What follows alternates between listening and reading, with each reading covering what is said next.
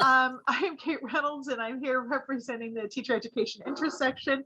And we are so lucky to have Dr. Andy Curtis here today. As you all probably know, he has a very illustrious career so far, and he's going to continue to lead us into the future, which I'm really grateful for. He is currently a professor in Anaheim University Graduate School of Education, and he has been the TESOL 50th president for TESOL International Association in 2015 and 16. Of course, the 50 at 50 award was a huge thing that he achieved, and that recognition was well deserved. And he's had 200 articles, books, and chapters. I was like, wow, that's really impressive. I want to see your CV. I was like, that's something to aspire to. It's presented to 50,000 educators in 100 countries. And his work has been read by 100,000 language educators in 150 countries. So he is currently based in Ontario, Canada, and we are so lucky to have him. Thank you for being here today, Andy. Thank you very much, Kate, for that kind introduction. Thank you all for being here. Thanks to the TESOL International Association, first and foremost, for hosting us, to the Teacher Education Interest section for inviting us. I know there are people early morning in Asia, 14 hours ahead. So thank you, Aviva, for being here. I think it's 6 a.m. tomorrow. And there are people staying up late tonight in the Middle East. Thank you, Hind, for being here from Saudi Arabia. Very good to see familiar faces, Daryl, Brad, Joyce, Catherine, Leslie, Abdul, Nikki. Welcome. One of the things that those of you who've been seeing my talks over the years know that I take the chronological responsibility heavily, in that this is an hour of your life that you won't get back. And so whilst I'm very much focused on the content and the knowledge and the skills and the understanding, the overriding question is how to make this time worthwhile for all of you. Anastasia, Diane Larson-Freeman, it's Deb West. Thank you all for being here. Deborah Healy, Joyce Kling. The nice thing with a small group is that you can actually name everybody. I won't keep doing that. But I am very aware that although we have created these monstrous capitalist societies in which money is everything, for many of us, time is the currency by which we live our lives. And spending this hour with me, I don't take lightly. So my goal in general as a learning outcome is at the end of the hour that most of the people here today feel that it was an hour of their life well spent. So thank you all for being here. Those of you who read the Teacher Education Interest newsletter will know that it was a special issue on teacher leadership. And my article was Leading Teachers and Teachers Leading. Not a particularly clever play on words, but it seemed like a good idea at the time. And the article had two main subsections. One is questioning what we mean by teacher leadership, and then looking at this gap in the field. I've been writing for many years about this gap. I've spoken to many of you, Hind, Dowell, and many of you, about the fact that if you go onto Amazon or Google Scholar, for every 100 books written about technology in English language teaching and learning, there's maybe one on leadership. For every 100 books written about, let's say, translanguaging or whatever other trend is bandwagoning its way through our field, there's one on leadership, and I can't figure out why that is the case. in our field. It's not the case in other fields. So there's something special about our field, where there are so many books on methodology, on technology, on the politics of the post-colonial positioning of ELT in the globalized pandemic world, but there's still few and far between on teacher leadership.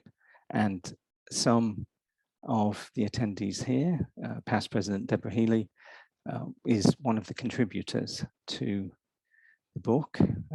There is the book, a brief word from our sponsor.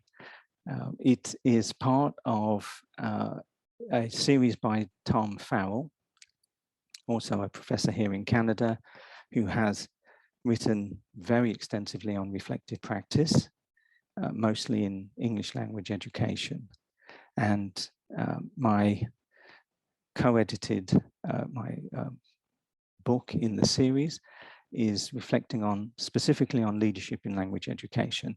So I'm going to talk about some of the main ideas. I'm going to aim to take no more than about half an hour from now to do that, and then to leave I hope at least 20 minutes at the end. As I like to say to my graduate students and colleagues, the learning is not in the slides, the learning is in us. So we'll get through the slides as a record, but then we'll get to the fun stuff. This is the cover of the book. It's very pretty. And one of the nice things about working with a relatively small publisher in England, Equinox Publishing, is that they were receptive to our ideas about the cover, because the acronym we coined is LILE for Leadership in Language Education. And so there's Lily, and then there's the lily flower. And I didn't even notice this when we chose it. Some of the contributors, those are the 10 of us. The 10 of us represent 3 centuries, 300 years of lived experience of leadership in language education. That's why the book doesn't present any of the kind of models or theories or frameworks that you see in MBA books on leadership and management, of which there are a lot. And some of the contributors, for example, Kathy Bailey, pointed out the fact that, as she is a keen observer of plants and birds, that these beautiful lilies often grow in muddy, dark, and dingy waters, the kind of water you wouldn't swim in, you certainly wouldn't drink. But out of this kind of muddy darkness comes these beautiful things, which you recognized as a metaphor for leadership in language education.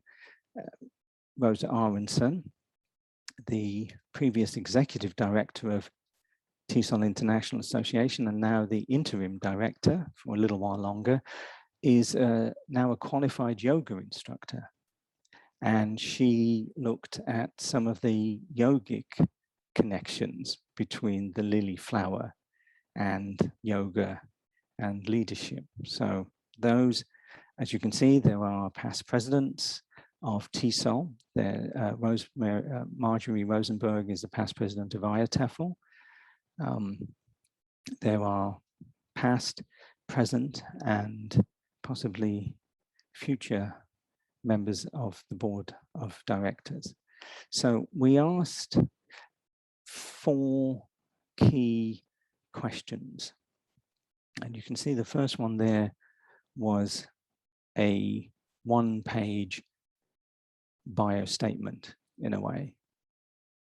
The second question, as it's a book in a series on reflective practice in language education, was what do the 10 contributors understand by the term reflective practice? What does it mean to them? What do they think or feel when they hear or read the term reflective practice? Question 3 was how they do it, how they engage in RP, and what are some of the challenges. You'll not be surprised to know that time was one of the biggest challenges to do such things. And how do they meet those challenges? The 4th question is a bit of a mouthful, as my London family likes to say. It's a bit of a mouthful, but that was the one that really focused on this question of leadership. As you can see, I asked them to think of a real challenge and what advice they would give or how they would meet that leadership challenge. And in some cases, some of the contributors went back to a leadership dilemma 50 years ago that they'd still been thinking about. This is one of the past presidents, had this leadership dilemma some 50 years ago and was still thinking about it and wrote about it for question 4. So there's something that I've alluded to already that I call the Mba Textbook Problem, which a young African-American woman got famous for 15 minutes on the internet a couple of years ago for her phrase, "Ain't nobody got time for that." And when I reviewed the books on leadership, they are indeed 400, 500, 600, 700 pages long. And ain't none of us got time for that. So the website leadershipnow.com, I'm not recommending it, but because I subscribe to them, I know that approximately 20 books on leadership come out every 30 days. So you do the math, over 200, well over 200 books on leadership are published every 365 days. Anyone want to guess? This is from the US, mostly, written in English, mostly, from a very particular demographic. Anyone want to type into the chat bar what they think that demographic is for those 20 books every 30 days? Thank you to Deborah Healy. Thank you to Leslie, to Anastasia. I should say that outside my immediate family, old white North American males are some of the people I love most in the world, but hell yes, almost all the books are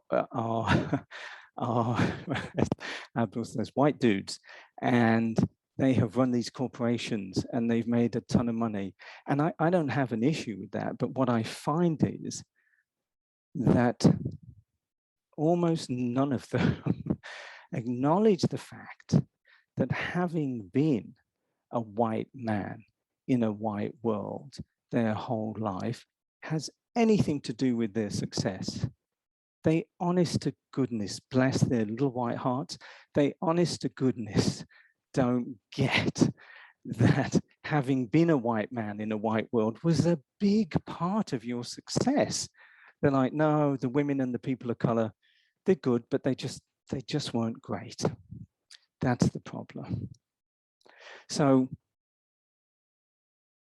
that was one of my starting points, is they can write about leadership, and there's a lot that the nonprofit world and the profit world can learn from those books. But for me, if I'm going to read a book like that, I need the author to acknowledge their privilege. I have no problem with privilege.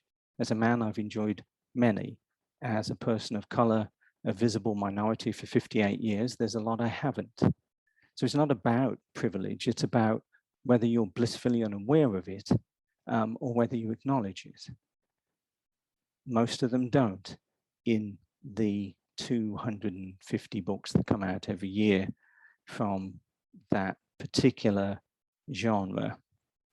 So for this book, although quality is, of course, more important than quantity, we set very strict word limits because we're aware that busy teachers ain't got time for that.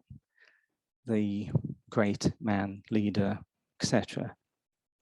So 500 words for the first question, bio statement, 1,000 for question 2, 1,000 words. So we're talking 1 page, 2 pages, 2 pages, 3 pages. So one of the goals in making this particular collection more accessible was just volume and quantity.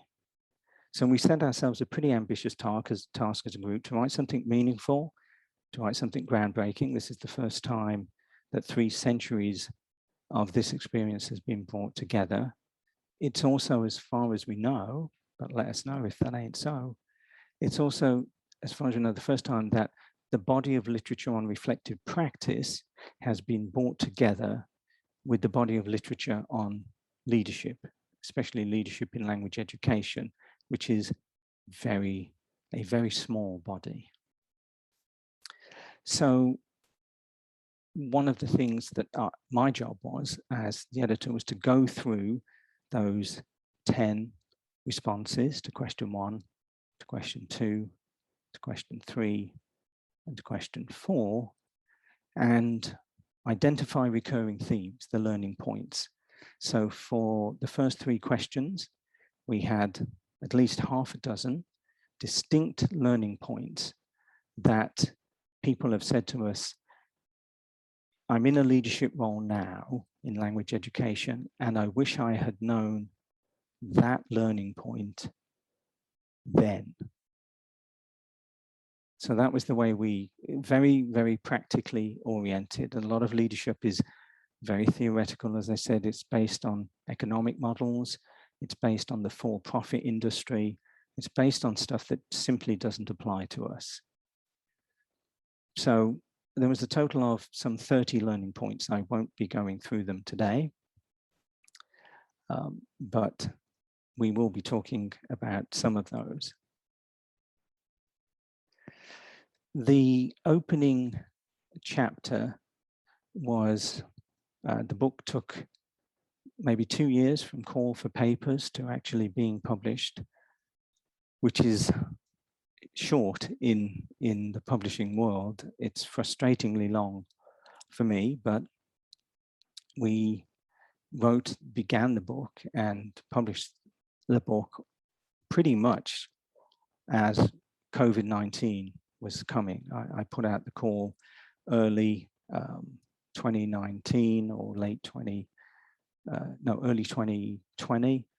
And so the first chapter in the book is looking at leadership in times of crisis.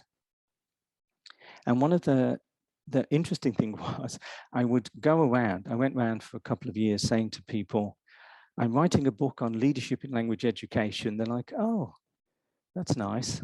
And then they went about their business as they should. And then I changed it. And it was this lovely reframing of the question. And I said to some of the same people, I was in the presidency of TESOL International, as Joyce is about to be, as Deborah has been. And I said, I'm writing a book about truly terrible leadership, and people just lit up. They had so many stories. And I actually got the proposal, How to Be a Truly Terrible Leader. I got the proposal accepted by a publisher in January 2017. And then a certain world leader came along, and every single day for 4 heartbreaking years stole my thunder. Every single day, the man embodied the essence of truly terrible leadership, like people dying from bad leadership. Now, it might be me because shortly before COVID, I actually had a book proposal for why people should stop traveling and everybody should stay the hell at home. And then COVID came and everybody had to. So I've been a little bit nervous about book proposals because I think it might be me. I'm not sure.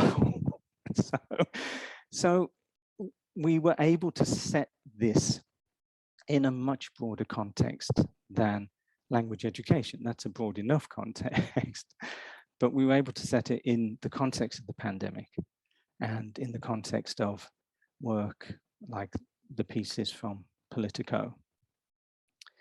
So if anybody has an MBA, then good for you. But I give MBA programs a bit of a hard time in the book, partly because people have been trying to figure out, so what is a good leader?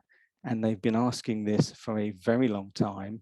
A few examples there from the Harvard Business, the Harvard University School of Business, the Harvard Business Review, and a proposal that recently got accepted is the ultimate measurement of leadership.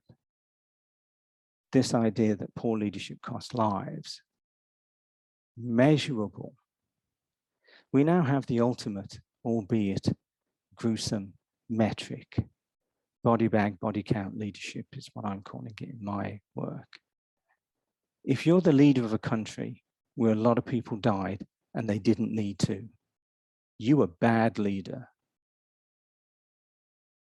If you're a leader of a country where a lot of people who could have died from COVID didn't, you're a good leader.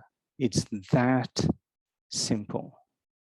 And I'm not the first one to, the researchers around the world have been busy gathering empirical data on the world's worst and the world's best leaders during the pandemic. It turned out to be something of an acid test of leadership at the global level. So we looked at this idea of effective communication. This actually came out of an Anaheim University EdD course, a new course I developed on leadership and language education, where we looked at what does it mean when we talk about effective communication. And one of the students said, good leadership, how hard can it be, at the beginning of the course? And by the end of the course, we realized actually it's very hard. So the question one was these one-page mini bios. And the idea was that each of us is a context. I've written about the importance of context in methodology, which tends to get short shrift. There's this idea that communicative language teaching will work everywhere, or that task-based teaching and learning is the answer, or whatever.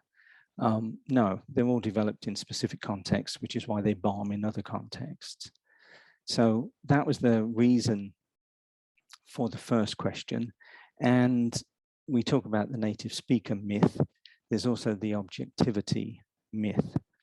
And by that, when I teach research methods, I ask my graduate researchers to be, firstly, I say objectivity is as mythical as the native speaker myth.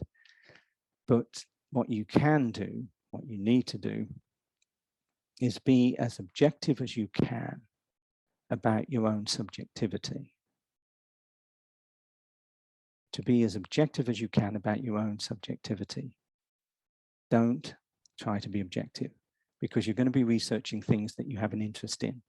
If you've got an interest in them, you have opinions, you have thoughts, you have feelings. So as someone who was hospitalized repeatedly with broken ribs and stab wounds in racial attacks growing up on the streets of England in the 1960s and 70s, I am not dispassionate when I research color, race, and English language teaching. How could I be? Why would I be? So that was the reason for question one, because everybody is a context and because that shapes how we lead and how we follow. There's also this idea of narrative structures. And so the book, in a sense, without the models and the spreadsheets and the things you usually find in MBA textbooks on leadership, they're mostly stories, because, as some of you have heard me say over the years, we are as a species hardwired for narrative. As far as we know, and again, we were always open to people letting us know if not, all human languages in all cultures and countries recognize the phrase, once upon a time. As far as we know, we have not yet found a human language that does not have the equivalent of the phrase, once upon a time. And having worked in hospitals before ELT, I was in obstetrics, gynecology, and pediatrics, making the logical move from that into ELT, obviously for the glamour and the money. But I used to look for the storytelling gene, because in my work, we are hardwired as a species for narrative. You look at the caves, the drawings on caves in deserts that used to be oceans, they're stories, they're all stories. So this is a book of stories, 300 years of stories about lived experiences of leadership in language education. And if you don't believe me, you can read some pretty cool scientific studies, Nature, which this is a relatively recent article, but you can find them once you start looking. The idea that storytelling is a human universal, and it goes back to the time of cooperative behavior between hunters and gatherers. That's how powerful it is. And the Agata Negritos of the Philippines, a hunter-gatherer population, which anthropologists have worked with. Look at the benefits there. Cooperation, sexual equality, egalitarianism, this is from storytelling. Preferred social partners. So the next time you're on Tinder or whatever, and you're updating your profile, make a note that you are a good storyteller, because apparently, going back to hunters and gatherers, this is a highly prized skill. So even I wasn't quite aware of the benefits of being a good storyteller. So it's a book of stories based on those 4 questions. So I coined the phrase, and I'm forever playing with language as you do too. That's the fun of learning languages and teaching language. So I coined the phrase PAST, which is practical applied storytelling, because we tend to tell stories about our past. So the 10 one-page mini bios, we've still isolated at least half a dozen learning points, some of which are here. One is, it's never too early to start thinking about your leadership role. It's also never too late. Some of the contributors came to leadership very late.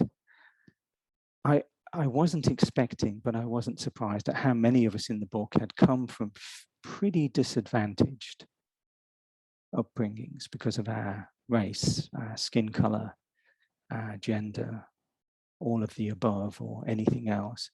A surprising number of contributors had come from backgrounds that actually qualify based on World Bank definitions as poverty, and gone on to be major leaders in their communities. The other thing is that many of us had different paths to the ones laid out for us. I was supposed to be a doctor and had a medical scholarship and gave it up to be a language teacher. My dad never forgave me. My mom came to my graduations because she could finally say, my son the doctor, at my PhD ceremony, but she then did say people, but he's not the kind of doctor that helps people. So if you know the poem, Robert Frost, The Road Not Taken, people often think it's the road less taken. And the other thing that came up, it's a very, very diverse group. And one of the things that you don't always hear in the discussions of diversity is that diversity is difficult. if everybody in the room is an old white guy, or if everyone in the room is an old Indian guy, and so on, if everybody in the room is from a similar socioeconomic, racial, ethnic, educational background, it's easy. Because you all come from a similar background, you all see the world the same way, and you all going to agree on everything. So it's a very poor way of creative decision making, but it is wonderful for avoiding conflict. So in the discussions of diversity, inclusion, and equity, which I specifically spell in my work as DIE, there's this odd attempt to avoid the DIE. Diversity comes first, which means the acronym is not EDI or anything else, it's DIE. But people tend to be a little delicate about that. It's DIE, it's diversity, inclusion, and equity. And it's hard. It's a lot easier not to be diverse. And I don't hear enough of that discussion, but that came up in our very, very diverse group. Question 2 was this idea of reflective practice meaning different things to different people. The need to set aside consciously and deliberately time, and that reflective practice is not a quick or easy solution. We came across a lot of literature, again, in the MBA world, saying that a few minutes a day of reflective practice was a great idea, and none of us felt that you could do this in a few minutes a day, and that it was reflective practice was much more than just thinking about your teaching. Thinking about your teaching is great. Question 3, how do you engage? What are the challenges? How do you meet those challenges? One of the interesting findings was reading accounts of leadership and management in other fields, for example, nursing and healthcare and the other so-called helping professions. Reading outside of our field turned out to be very helpful. Gathering data, as most of us have done, from journal entries, portfolios, recordings, but this idea of data-based leadership development and working with coaches and mentors. Many of you have been in both of those roles.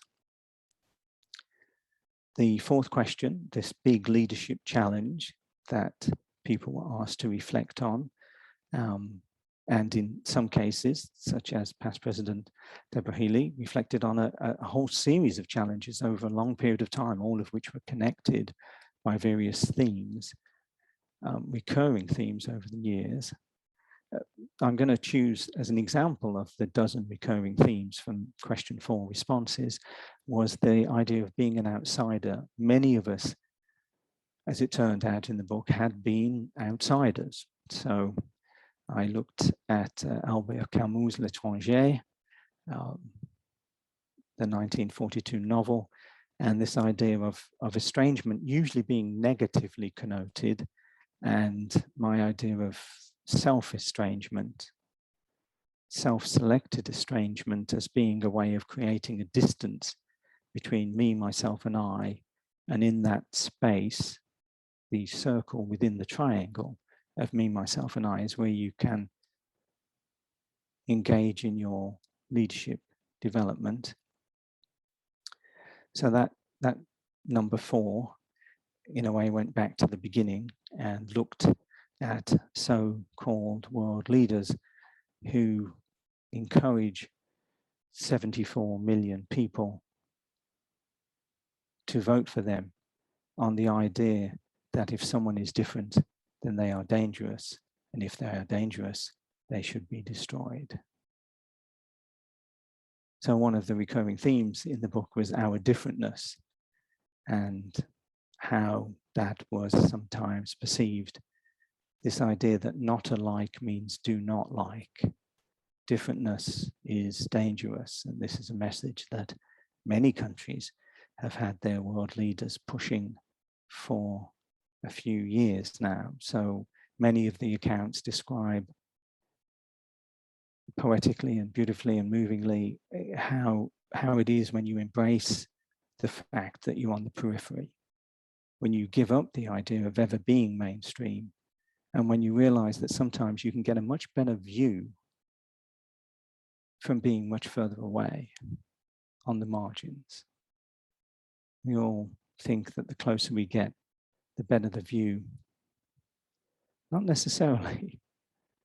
So, before we go to question time, as a bonus, there are 10 do's and don'ts that emerge. They're not in this version of the book. And I'm going to start, because I am an inherently negative person, I'm going to start with the do not, which is don't go into leadership in language education if you believe that it should be free of politics. And my science background leads me to scientific notation. So knowledge is power.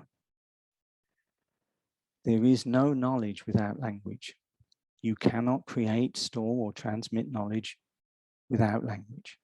So knowledge is power, no language, no knowledge. Therefore, knowledge equals language equals power. Therefore, language is power. And what is politics? Power. So don't go into this field if you think it's apolitical. Don't go into this field if it's important for you to be liked. If you like to be liked and need to be needed, this ain't for you. Because this question of what if someone doesn't like my decision, for me, I'm worried if everybody likes my decision, because clearly I'm not doing it right. But as language educators, can you help us? Can you give us more time, please? Yes, yes, yes. So if you're not good at saying no, I had to say to people, look, if I give you what you're asking for, then I have to give 50 other instructors that same thing, because I'm setting a precedent. So if you're not good at saying no, this ain't for you. You spend a lot of time saying, I'd love to help you. I'd love to give you that. I just can't, because 50 other people are then morally and ethically, and in some cases legally entitled. I have met some people in our field, not many, I didn't spend a long time with them, who were in it for the title, the money, the prestige and power. Surprise, surprise, they all suck. Of course they do. How would they not? They all suck. They're terrible leaders. And I feel sorry for the people who respond and report to them. In fact, I've even helped people move to other organizations in that situation. And if your goal is to maintain the status quo, business as usual, again, this ain't for you. You're meant to be there to make positive changes. And if you're not getting resistance as an agent of change, you ain't doing it right. If everybody's in agreement, then ain't everybody paying attention. More positively, in bigger font to fill the slide, because there are more reasons to do it than not. If you are committed to innovation rather than change, change can be random, it can be chaotic, and it can be negative. Innovation is planned and positive and purposeful. If you have a high self-esteem and you have a thick skin, do go into this, because you are going to be subject to personal attacks. People will not be able to separate the decisions you make from who you are. And when they dislike one of your decisions, in many cases, that may mean they dislike you. So if you are easily offended, this is not for you. But if you have a high self-esteem, and I know that that can be a problem as well, but if you have low self-esteem, this stuff's going to just kill you. If you're highly empathetic, believe it or not, some professor whose name I deliberately forgot went to the trouble to write a book to say that empathy sucks. So I read the book and he sucks. But his point was that he decided that compassion was better. Really?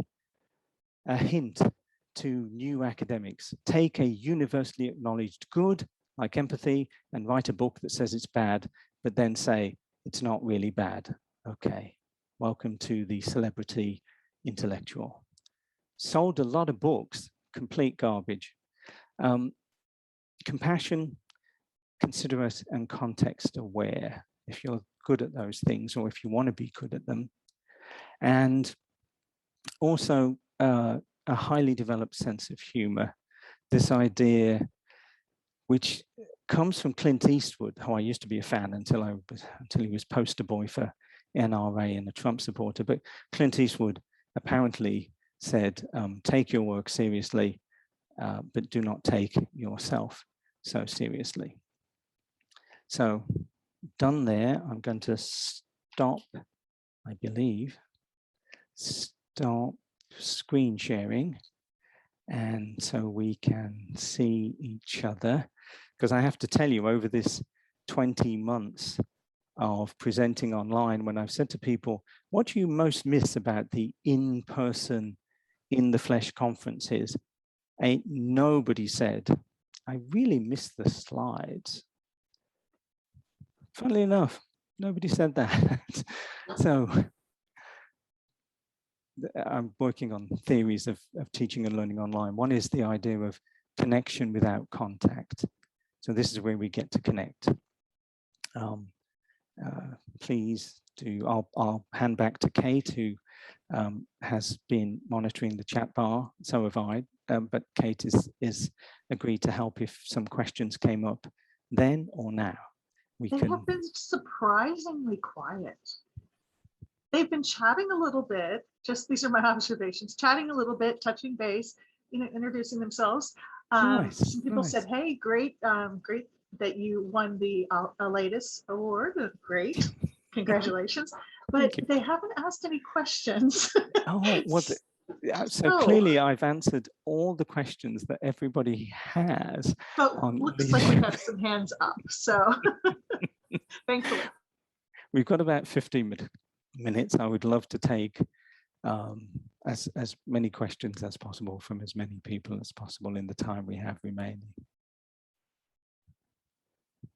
So Abdul Samad has his hand up, and Hint had her hand up for a second and then took it down. So maybe she'll come back to us.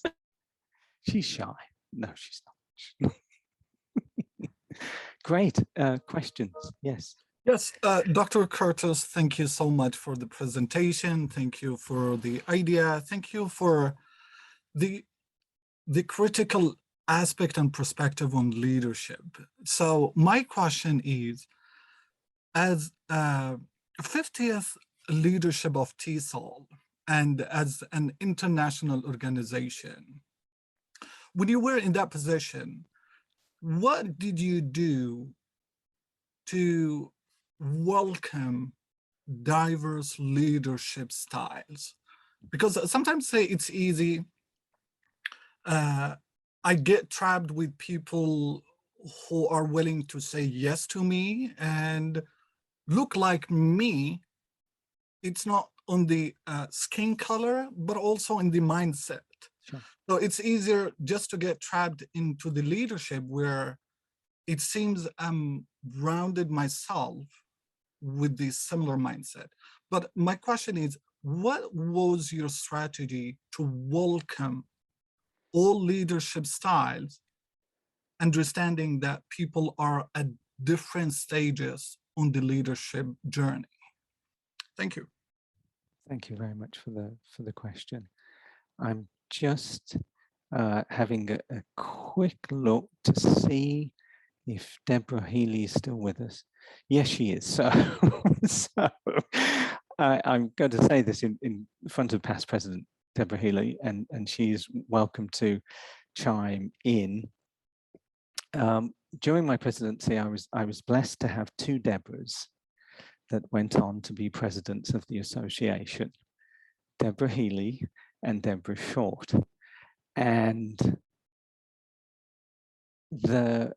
it became a bit of a playful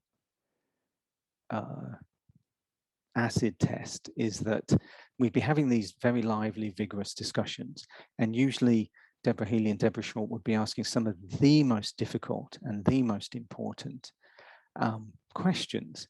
And so when we got to a stage where both Deborahs were okay with it, we were allowed to go forward.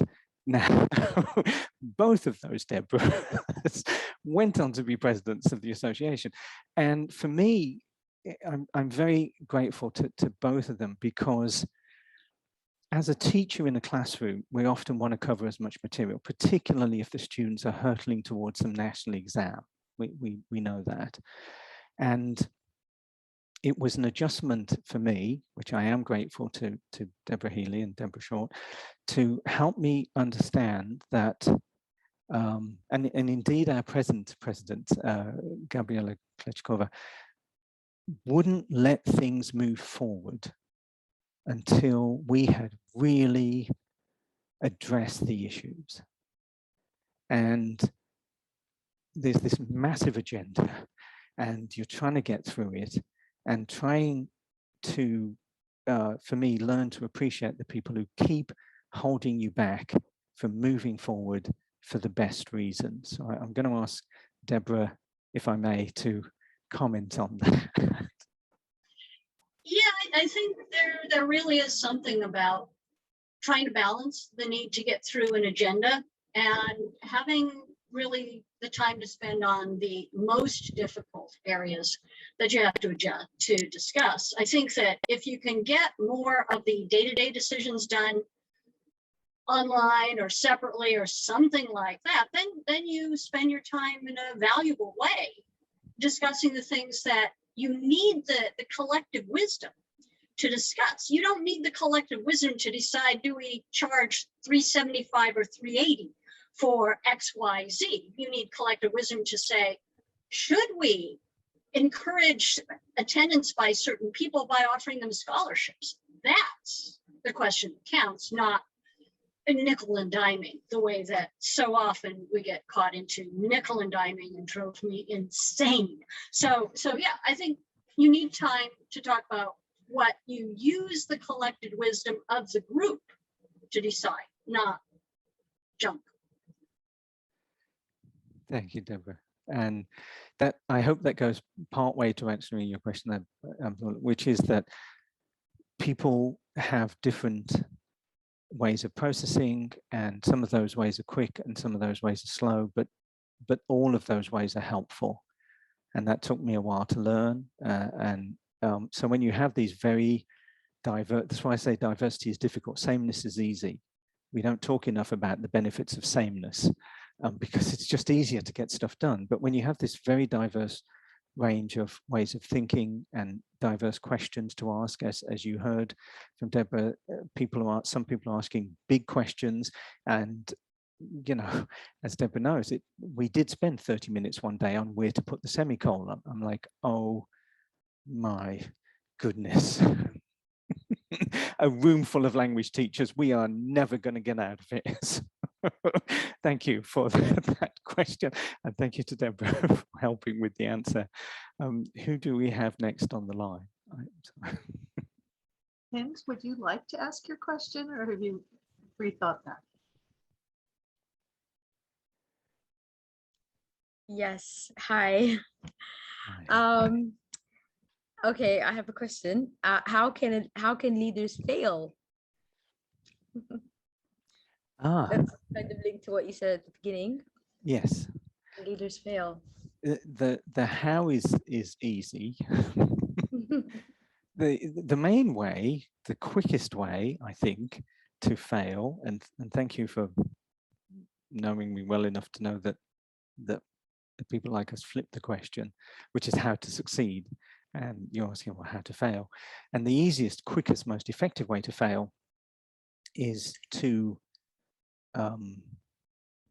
talk more than you listen.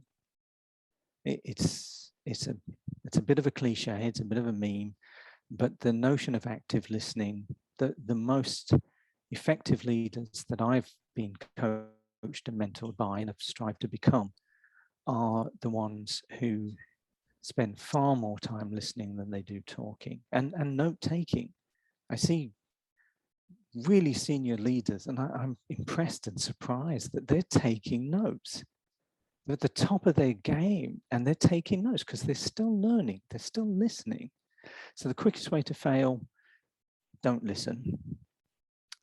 It's what you do with that failure that counts. There was a bit of a trend in the MBA market of fail early, fail often.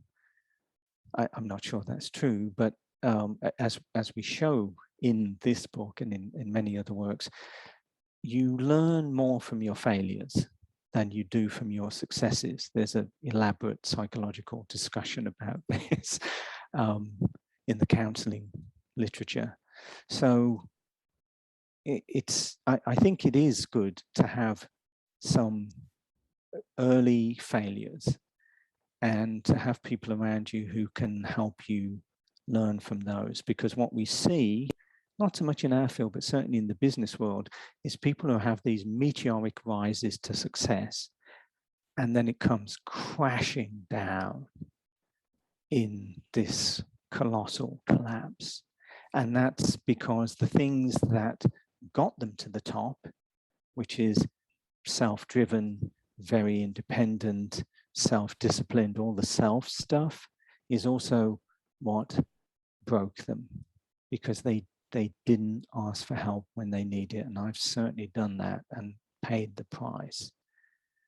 So if you're lucky, you'll fail early on a more manageable scale.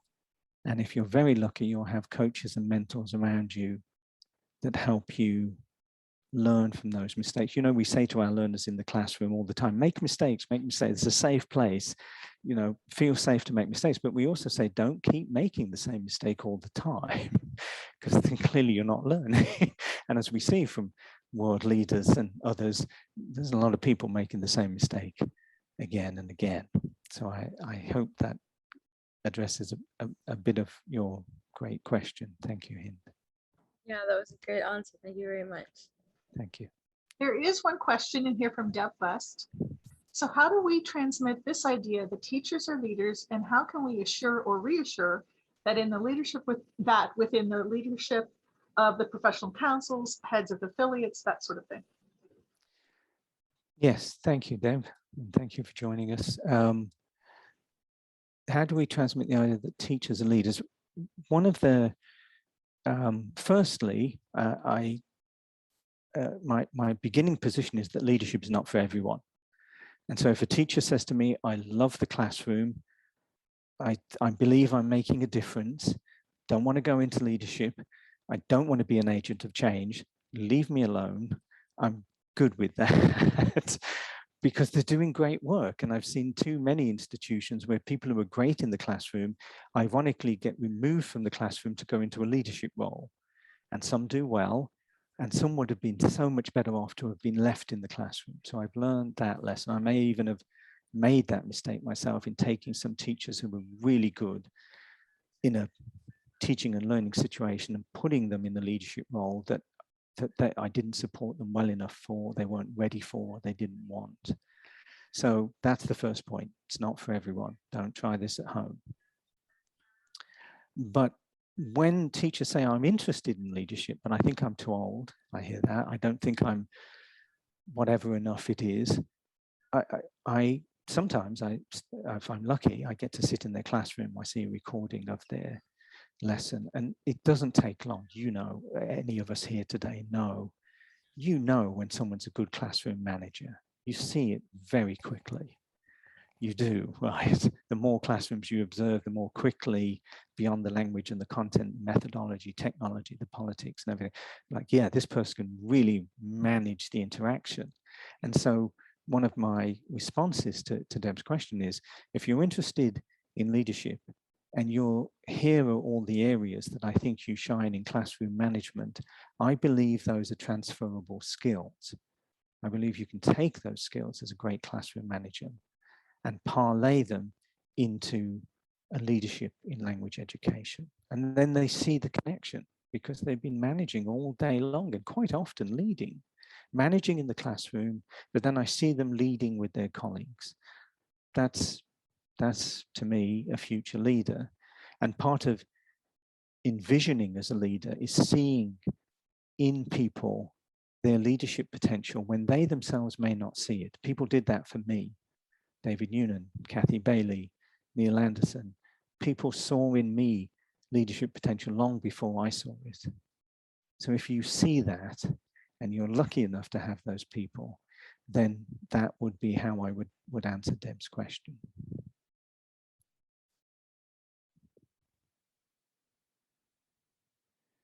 I think we have time maybe for one more. I'm not sure if they're going to cut us off in 3 minutes. I think Hind has another question. Yes, Hind. Yeah, what you said about leadership, it's interesting. Sometimes, like for me, for example, I'm not interested in leadership, you know, at work. You know, I don't want to be a coordinator or a manager, but I'm interested in leadership in other areas like TESOL or other organizations, but not necessarily related to the job itself. Yeah, and that's, thank you, Hind. That's actually a very important point, is that it sort of goes without saying, but it's worth saying, is that you don't have to be on a board of directors. You don't have to be in the executive committee. You don't have to have this idea that leadership is not the title.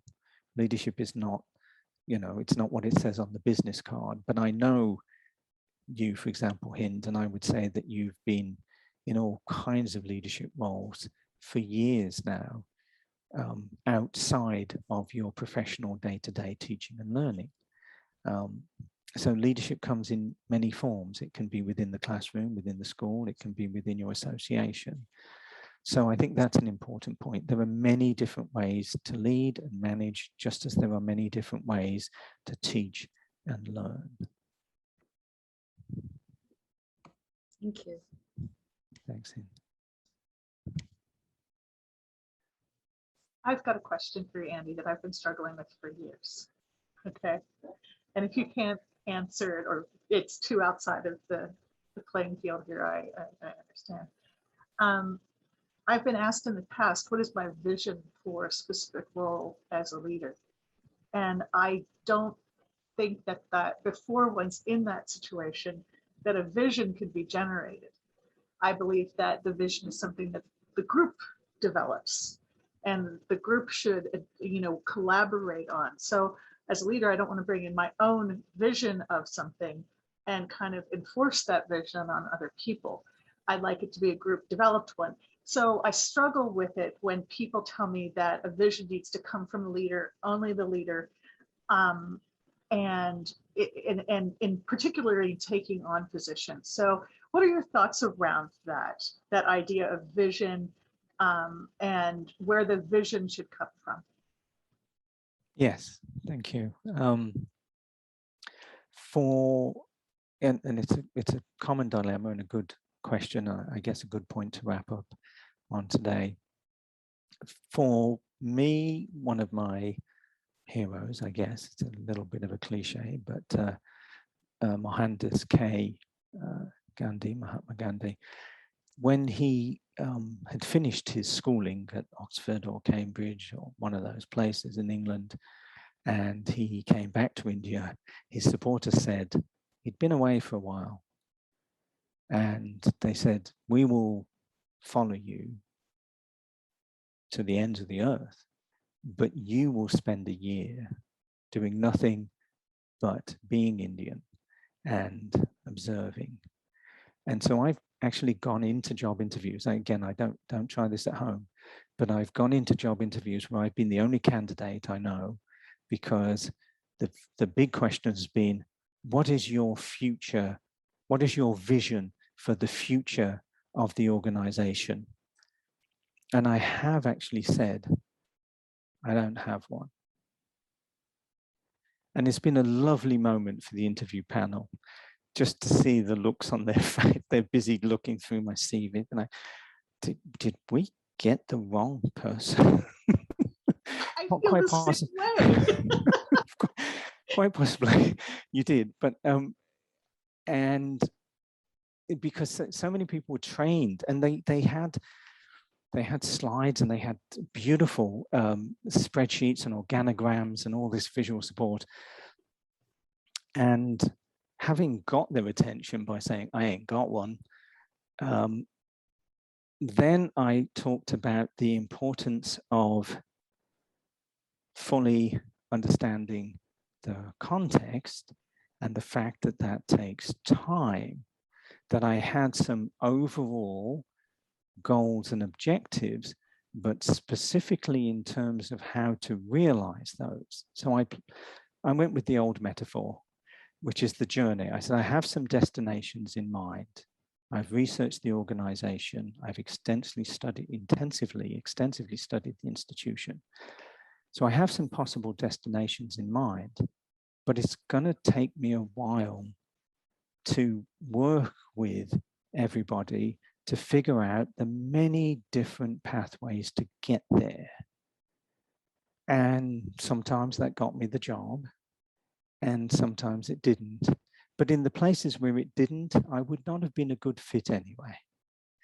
So, so if you're in that situation and there is pressure to say, what's your vision for the future? I'm like, what future? If the pandemic has taught us anything, it is that every single thing we think we know about the present and the future is quite possibly wrong. So frankly, it would be a fool who says, this is my vision of the future because I know what the future holds. Well, thank you and have a good day. Don't call us, we'll call you. So takes a certain bravado, and that's why I said you need to have a high self-esteem when people look at you in that way. Because I did spend the first few years talking about my vision. It was very elaborate and very uninformed and very pretty and very wrong, because I was still an outsider. And so an outsider's view of where the institution is, has been, and is going is just that. It's an outsider's view. It's an etic-emic distinction.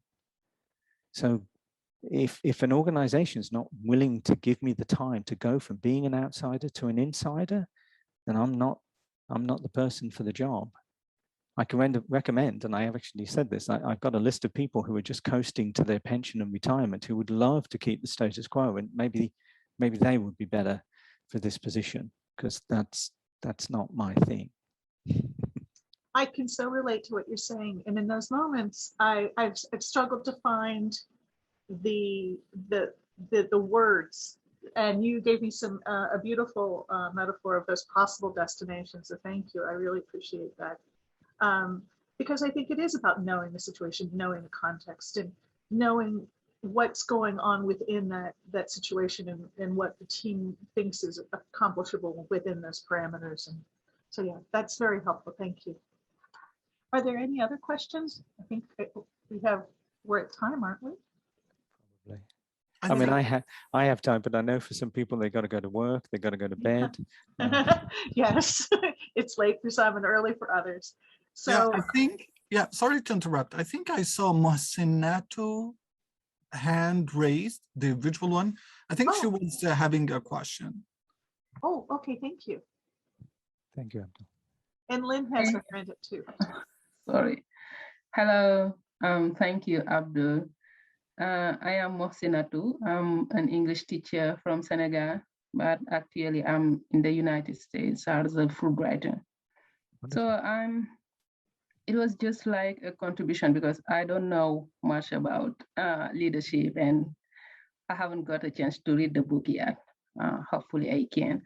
So when I relate what you have said to the situation in my country, for example, there is a sort of rivalry that exists between leaders and the instructors, for example.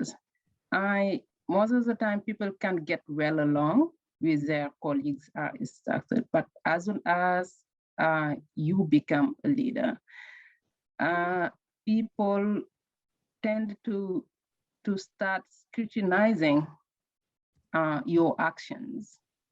And most of the times it's about the negative things, like trying to see what you do wrong instead of trying to focusing about what you do well. And I have noticed that it's worse when it comes to a woman, like as a leader. It's like that some men, they tend to prove their, I think, masculinity, trying like it's somewhat maybe traditional about they don't love or they don't like women to be leaders. And the thing is, in my country, most of the time, people are not trained to be leaders. They don't, most of the time, they don't study leadership. It's like you have the way you compete to be a teacher in some school, to change school. It is the same way you compete to be a leader. And when you succeed, when you are selected, you just start leading people. And as you said, some people, they try to please people. And I think that is most of the time what fails them. Because if you don't focus on what you have to do, your role as a leader, and try to bring everybody together and have positive results, instead you're trying to see if I do that, will someone be happy or will others be angry? So I think it's a real issue in leadership. And I'm really interested in the topic. I don't know if one day I will be a leader or not. I'm still, but it's a situation that I really try to understand, and which is really a problem. Why leaders and the instructors, the teachers, they cannot get along well? Why each of them, mainly the instructor, they try always to see the negative things about what their leaders do, and they have always their no. So for example, when, as you said, you have to say no, most people, they don't accept no. When you say no, so you became their enemy. So, but that's it. It's really interesting and a really insightful presentation. Thank you so much, and hopefully one day I will get the chance to read your book. Thank you so much. Thank you, Mohsin. Thank you. I think many important points related to gender, for sure. The quick answer or the short response would be that I have learned in leadership roles to say to the people that report to me, I do not get up in the morning and try and figure out ways to ruin your day, as some of them did think, but I am not going to not make difficult decisions because you might not like them. That's a bad leader. I'm going to make the best decision I can, and whether you like it or not, if you feel your voice has been heard, if you feel your concerns have been heard, I'm going to make the best decision I can. I don't need you to like me. I don't want you to dislike me, but we need to respect each other. And if we can do that, then we can live with the decision. But I'm not going to not make difficult decisions because you might not like them. That's the definition of a bad leader. So that's part of my very short response to your thoughts on many different things. And I would say I expect to see you in a leadership role, given your comments just there. I do. Thank you. Thank you, Mohsin. I think Lynn had her hand up next. Hi, Dr. Curtis. I actually am an alum of Anaheim University. I was the first doctorate student to graduate there, but I didn't have the opportunity to meet you or take your class or talk to you. I saw you a lot at TESOL, so it's nice to see you here.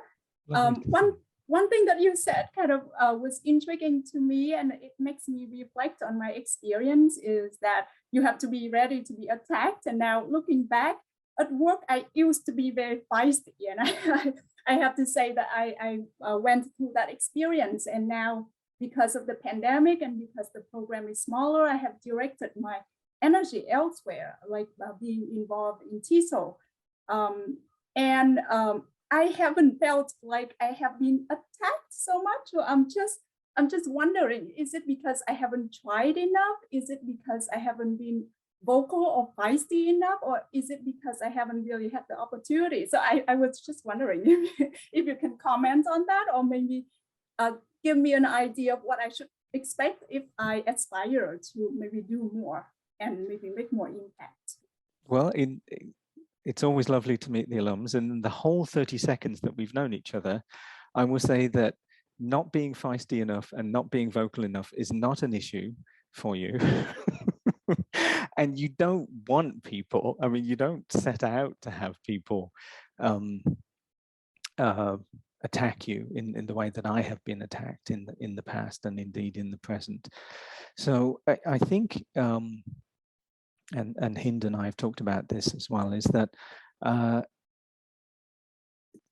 if you, and I don't want to sound like one of those horrible motivational speakers, but you being you is your greatest asset. You being who you are and the way you are is your greatest asset. And I certainly don't recommend, and I've seen people do this, I've seen them try to be someone else in order to get ahead in leadership, and no big surprise, it never ends well, because we can't keep up the charade for long enough. So, I think the way you are and who you are, and I'm certainly speaking out of turn as I don't know you, but again, I expect, like Hind and like others here today, to see you in leadership roles. It's, I think, letting people be aware, and there's been a big development, and you can read about this, called authentic leadership. It's been a interesting and fascinating growth area, because I thought, well, is there a whole field of study on inauthentic leaders? Well, it turns out that a lot of our world leaders are indeed horribly inauthentic.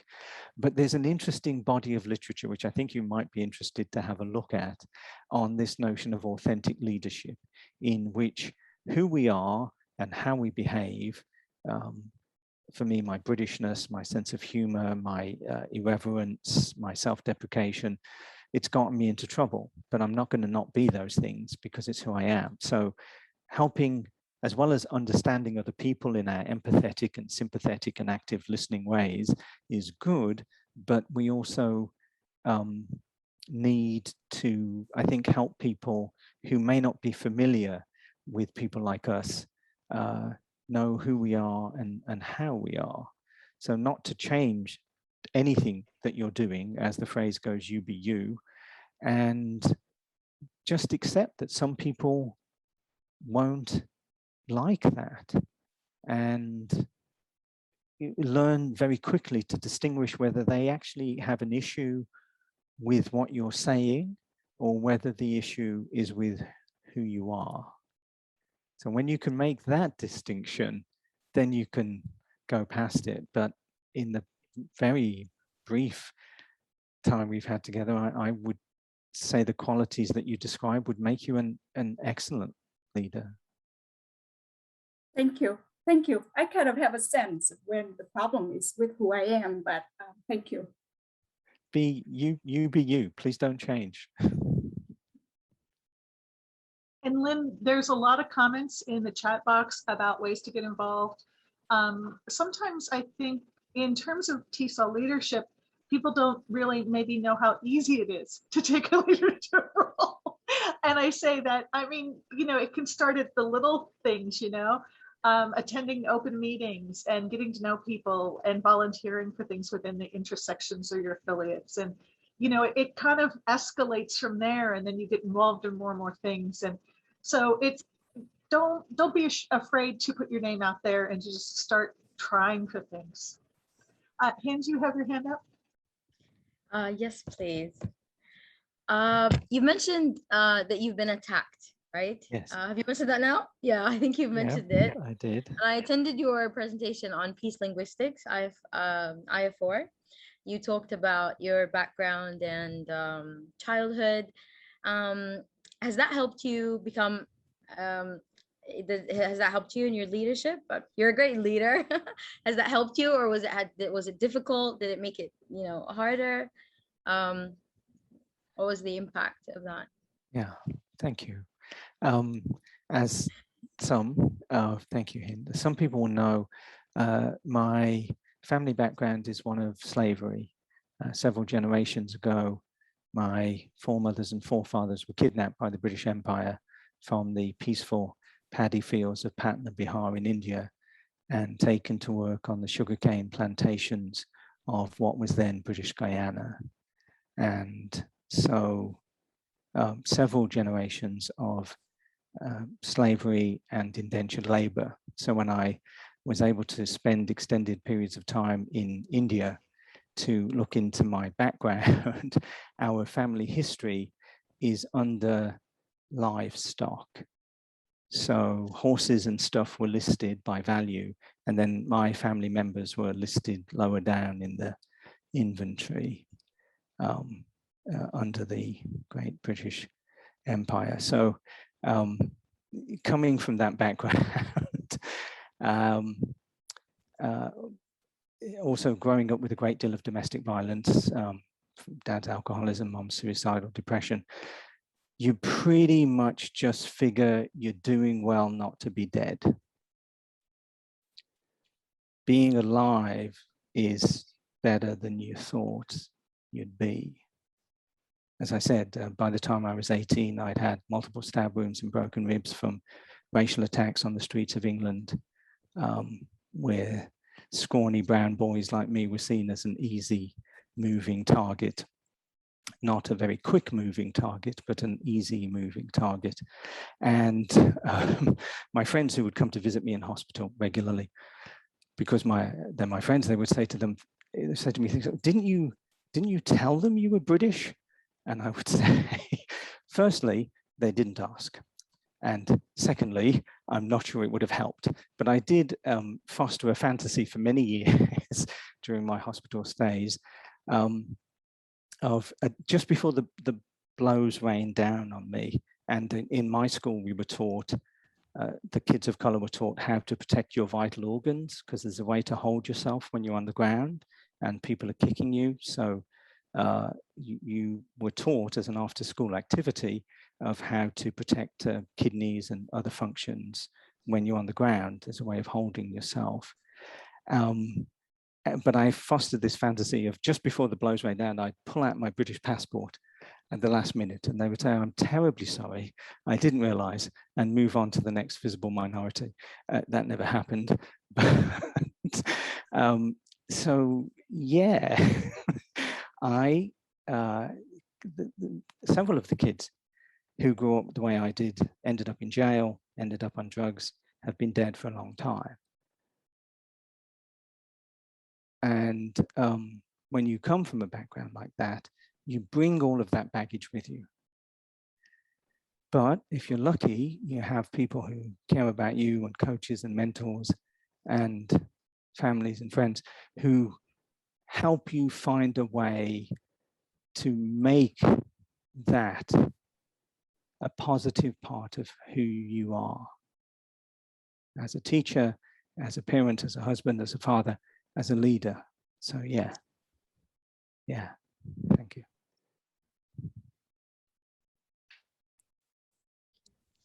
Wow, I'm just sitting with that for a second.